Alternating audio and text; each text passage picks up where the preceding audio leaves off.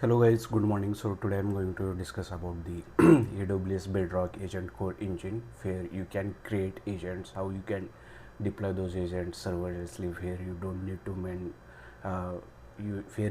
to manage like compute resources, services, and automatically based upon the user request, it will try to load the. If there are high number of user requests, then it will try to do the auto scaling there automatically. So you will give the more focus on the development rather than the infrastructure management. So that's the beauty of that agent core engine. And that AWS Bedrock agent core engine offers you various methods like agent engine runtime, then Bedrock agent engine app, where just you have need to define entry point as well as the deployment point.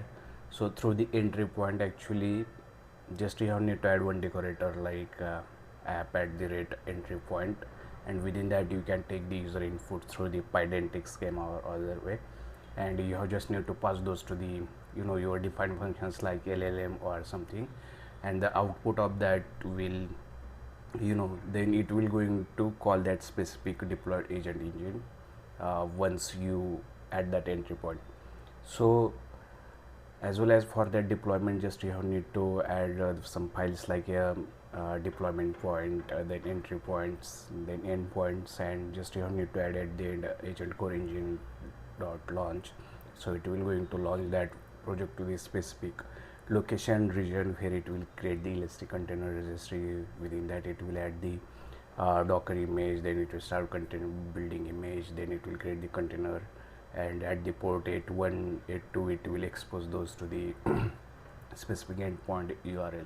Also it will provide the various types of authentications like IAM policies, then authorizations, then bearer tokens, and so many things. So just I want to talk about like that AWS Bedrock agent engines Bedrock app. So it's like simple fast API app where you have need to initialize app is equal to Bedrock agent engine app. Then you have need to provide there some configurations, region, then bearer tokens, then the locations, then which models or LLM models you are going to use, embedding models name, then if you are utilizing the conversation memory and all those, then that also you can try to import there, and you can add the variable there. Once this is done, then just you have need to define the sequential flows. You just need to add some ML files.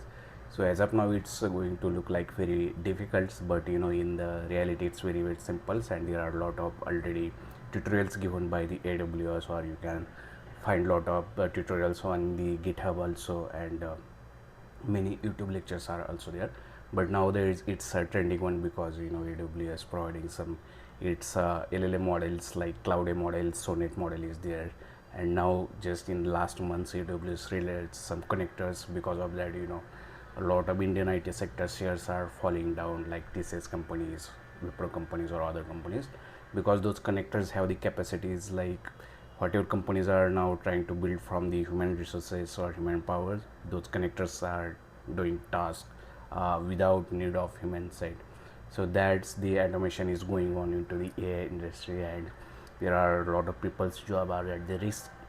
But if you learn that AI agent AI and whatever new technologies or trends is coming, then definitely you will improve yourself, and you can stay up to the date, and you can find the opportunities into the market. um, Apart from that, also in the AWS agent engine Bedrock, you can also integrate the LangGraph or others agent frameworks, and through that also you can do the lot of tasks there. So in the next lecture also I'm going to talk about the Neptune analytics. So it's like a Neo4j graph database, but one advantage of Neptune analytics, like it has a capability to store graph data, as well as where graph data is consist of nodes, edges, embeddings, as well as it has the capacity to store it as a vector stores, like where you can store the semantic meaning of data into that analytics, means Neptune analytics. So at a time, if user asks the queries, then you can combine the hybrid search. If user queries are related to the semantic data, then it will go to the semantic retrieval based upon that vectors embeddings.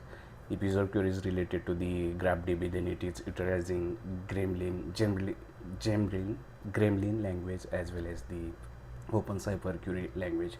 So just you need to call them from lang change those those Neptune Open Cipher query language retrieval, and just you need to give your that Neptune Analytics database URL, ID, password. Then automatically based upon the schema of data and based upon user questions, LLM convert the user's questions. From user's questions, it will extract entities, nodes, edges, and it will pass to the that Neptune Analytics database, and from that it will convert into the either Open Cipher query format or a Gembrillion format, and it will give the output into the human readable format. So that's the beauty of that AWS. So try to learn that AWS core engine, and it's very interesting, and nowadays every industry wants that only requirements. So have a good day. Thank you. If you have any other questions, please try to ask me in the comment.